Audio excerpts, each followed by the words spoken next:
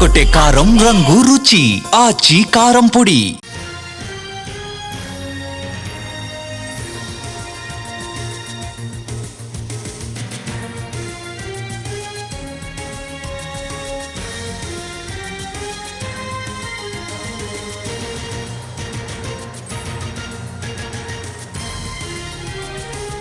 విజయనగరం జిల్లా కొండరాజుపాలెంలో ఉద్రిక్తత నెలకొంది. బంగ్లాదేశ్ చెరలో చిక్కుకున్న మత్స్యకార కుటుంబాలకు ప్రభుత్వం తరపున 30,000 రూపాయల చొప్పున ఆర్థిక సాయం చెక్కులను అందజేయడానికి ఏర్పాటు చేసిన కార్యక్రమంలో అనూహ్య ఘటన చోటు చేసుకుంది.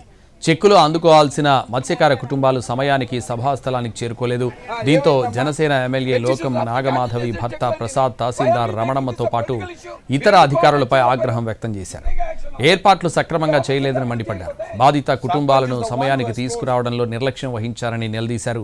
ఇది చూసిన ప్రజలు, పార్టీ నాయకులు, అధికారులు ఒక్కసారిగా ఆశ్చర్యానికి గురయ్యారు.